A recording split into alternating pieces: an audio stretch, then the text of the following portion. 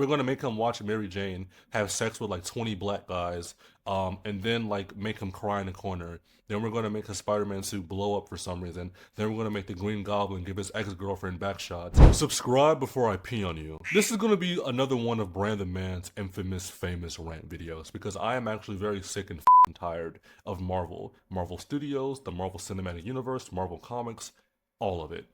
And it sucks to say because I'm a big Marvel fan. Like I love these characters. I love as I would be bullied, okay? If I was like born in the 80s, basically, what I'm trying to say is if I was born in the 80s, I would be bullied. I would love Marvel. I would be stuffed in fucking lockers because I would be walking to school with a Spider-Man shirt. That's just the truth of the thing. I love these characters. And I know that it's probably that sounds a lot, but like Marvel has been completely and utterly dog shit. There's no way of trying to word around it. From like I said, from the comics. Number first and foremost, let's talk about the comics. There's a lot to talk about. The status quos of a lot of these characters are horrible. And that's not to say that status quos are inherently bad, because that's not true. But when you have, for example, Spider-Man, and you have people complaining and complaining that they do not like the direction that Peter Parker is going.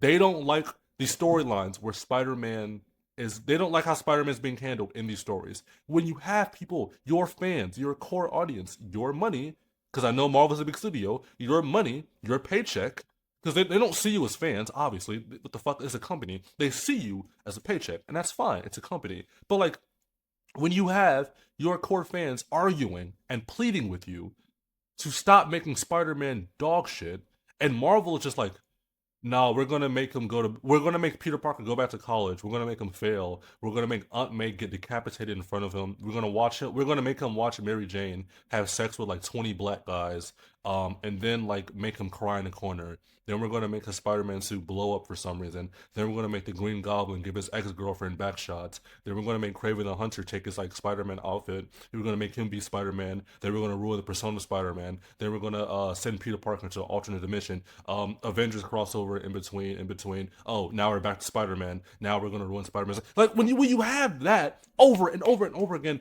no one cares. It was cool because like I understand one of the big things that draws people to Spider-Man is the struggle aspect of Spider-Man. People like that like he was a broke college student. People like that he was struggle. He was a struggle personified. He was relatable. Cool. That we don't want that anymore. We don't want that as Peter status quo. Every single person who went to college when Spider-Man was in college and what had that struggle arc has fucking children now.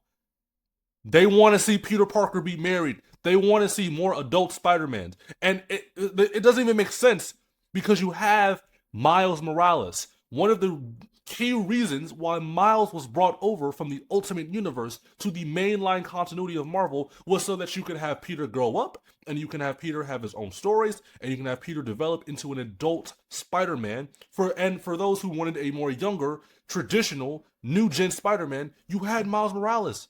You had him in 8th fucking grade. There's not a bigger struggle than 8th grade. But it's like, no, we're gonna keep throwing Peter down. We're gonna keep kicking him, and it's fucking boring. It's boring. Marvel comics are boring. When you have an alternate universe like the Ultimates, when the Ultimates are selling better than your mainline continuity, your continuity is fucking boring. I don't know how many more. I don't know how to say it. I don't know how many more times to say it. And it's jarring to me because you have Ultimate Spider-Man, Ultimate Wolverine selling more than the actual runs of these characters. And it's like you see people want Peter Parker and Mary Jane together. You see people want like more actual solo good Wolverine stories. You see people want Black Panther to like be married to Storm, to have Black Panther be like not a fucking idiot in his own comic. And it's like Marvel doesn't understand that. They're gonna keep doing it. They're going to keep just pushing out slop because people are going to keep buying it. And it's at this point, Marvel is only making stories like this for headlines. That's just the truth of the matter. Marvel is only doing stories like this for headlines. And it's the truth. Because like if you see, oh, Spider-Man gets divorced, even people who don't read comic books, you're going to click on that because it's just a good headline. Peter Parker dies. good headline. Aunt May died. Like, good headlines. And it's like, headlines can't be the only things you use to sell comics. I understand comic books are dying. They are. They're failing as a media source. And a lot of that is due to piracy. A lot of people do pirate their comic books. And a lot of because like people don't want to go into like a physical comic book store. And then if you go like to Target and like Walmart, like you don't see like new issues of comics. Like you don't walk to Walmart like, oh boy, I'm gonna pick up that new issue of Daredevil. You don't that hasn't happened since like the early 2000s. And like mass, people haven't walked into a fucking Walmart and bought a comic book and read a new storyline maybe since like 2000s is pushing it. I would say the late 90s. That just doesn't happen anymore. So I understand your Marvel is trying to jar people into reading new comics. Cool, that's fine. There's better ways to do it than ruining your characters or ruining what made your characters so loved just by like trying to make a story. There's better ways to do it. Plain and simple. And it's like another big problem that has been plaguing Marvel is just blatant mischaracterizations. And what I mean by that is, let's take Captain America, for example. Captain America written in Captain America stories or Avenger stories, pretty awesome guy, pretty chill. You know, Steve Rogers, great guy, you know, awesome, amazing. You take Captain America, you put him in an X-Men story, well, now he just fucking hates all muties, you know, like mutant rights, pu, fucking disgusting. But it's like this is this not the same guy that stands for truth, justice, in the American way? Is this not Steven Rogers? Is that not him? And it's like the reason why comic book sales are dying is not truly because people don't want to read comics. People don't want to read in general. That doesn't stop like books from selling. Books still have a core specific audience, and it still garners in more people. If I want to go read like a graphic, I'm sorry, not graphic. If I want to go read a novel, if I want to go read a fiction, science fiction novel, whatever have you, there are still markets for that. Books aren't dying, relatively. Books aren't dying in the sense that comic books are. And the real reason for that is because if I go pick up let's say, for example, I'm new to comics. I want to start reading comics. I go pick up issue blah blah blah of Captain America, and I think to myself, hey, I like the way this character's written. I think he's holy shit, Steven Rogers. At first I thought he was like kind of stupid because he was just like a Boy Scout, but he's pretty cool, awesome. Then you, like I said, you go to an X-Men comic or you go to like whatever crossover, and then you have a completely different character because of the way he's written. In the back of your mind, you're going to think like, okay, who the fuck is this? This is not the character that I like. This is not the character I've been like reading or following this entire time. This is why Marvel comics are dying. There's no consistency. Why would I read a comic about someone and he's just going to change personalities like he's fucking Moon Knight every 3 chapters? I'm sorry, every 3 issues.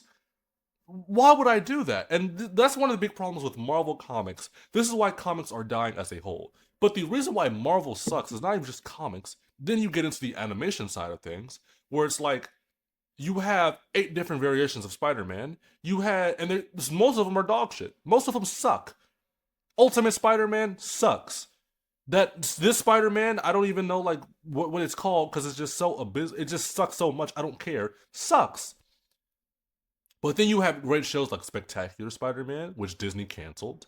Then you things like the 90s Spider-Man, Amazing Spider-Man, lovely. I can't think of a single person that didn't grow up watching the Spider-Man and had like bad qualms about it. It was amazing. More importantly, that Spider-Man was part of a connected universe. And this brings me to one of my next big points. The reason why you have like manga sales and anime sales just going up so tremendously, the reason why these like Japanese stocks are basically going up is because you have manga readers, you have core manga reader fans, and you have these people like touching these comics. I'm sorry, you have these people like reading these mangas, but then you also have people who like don't want to read for whatever reason or like just don't have the time to. You have people that can like watch the anime, they can see the adaptation. Adaptations draw in a lot of views.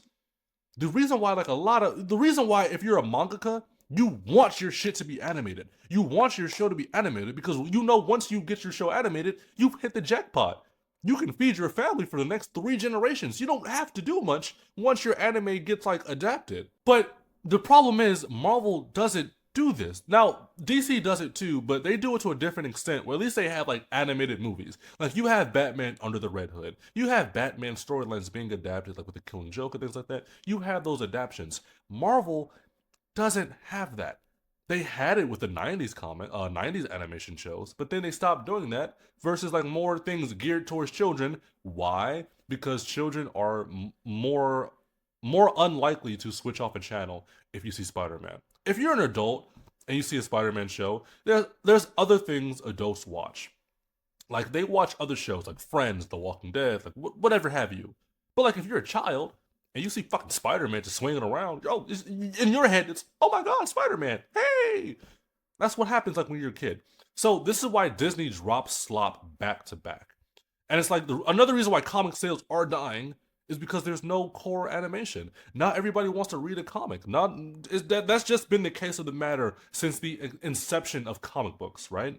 That's been the case of the matter since the inception of books in general, of novels in general. This is why you have like playwrights, screenwrites, people reenact plays. People garner more attention to their IPs when they have a production or an animation behind it. That's just the simple fact of the matter. But the difference is, where manga could fail and comics could succeed is that mangas have to be tested out. You have to have a good manga to get a good anime. But the thing is, Spider-Man, X-Men, Man-Thing, Spawn, well, I don't know why I said Spawn, it's not Marvel, but you know what I mean. But all these like IPs, they have had decades, not years, they have had decades to actually mature an audience. There's no test run that needs to be had. So like for example, let's say I'm a mangaka, I want an anime. I have to like struggle through like 50, maybe 20 issues, right? 20 to 50 issues. And if it garners enough attention, I might get picked up. Mappa Studios might overwork their animators for me. I might get animation. Big might, right? There's a lot of test running that happens between manga and the actual production of an anime. Versus that if I'm a comic writer, these Spider-Man, over 30 years of like stories to tell, over 30 years of publication, over 30 years of like fans that love him. You don't have to test run Spider-Man and he's fucking making bobbleheads. You don't have to test run someone that can like make bobbleheads and it sells by the millions. You could just make a show. Marvel doesn't want to make a show because I don't know why. I don't want to say why because like I'm not in the chats. I'm not in discussions. But the point is, it's horrible. It's horrible what Marvel is doing to like their comics to their IPs because it's just a lot of boring fucking stories, and they don't have to be boring. They're just being boring for the sake of it. The overall central point is that Daredevil Born Again can't carry the entirety of the MCU on his back. Daredevil Born Again can't be the only thing separating Marvel complete and utter failure because they don't know how to drop an actual TV show or a movie that's live action. You can't keep dropping slop and then expecting people to come back hoping that like, oh, maybe this time it's a gourmet meal.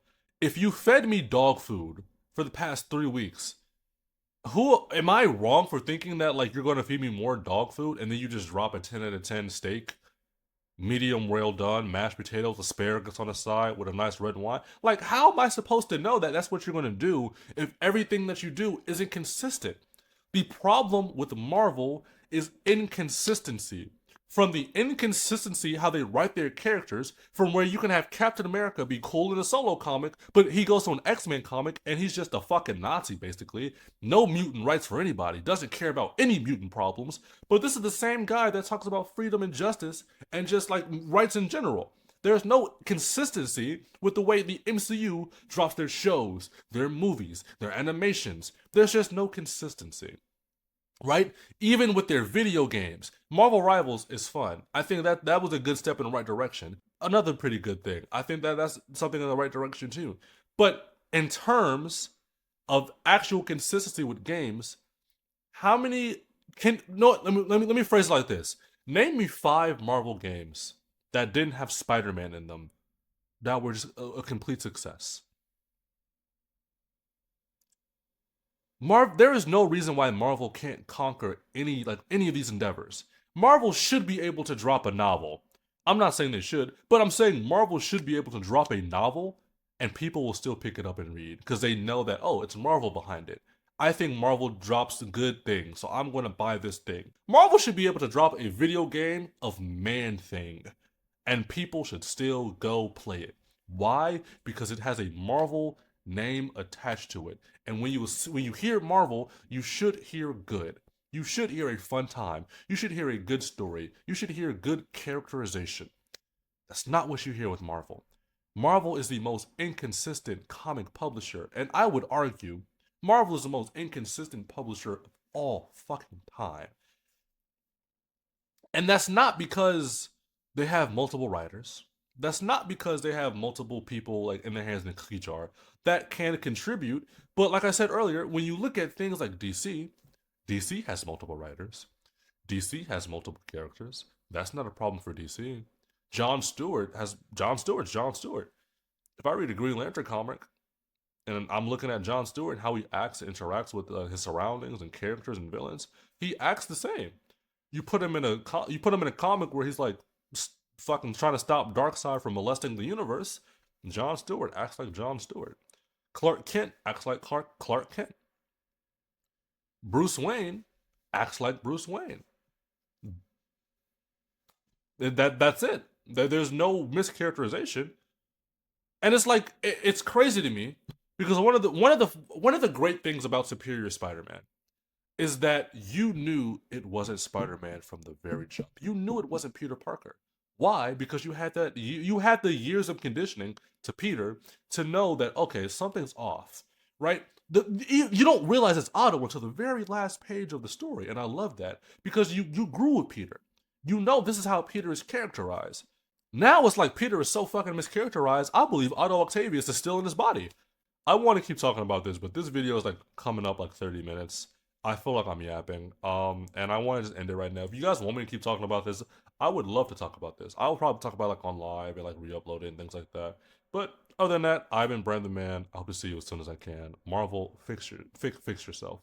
See you later.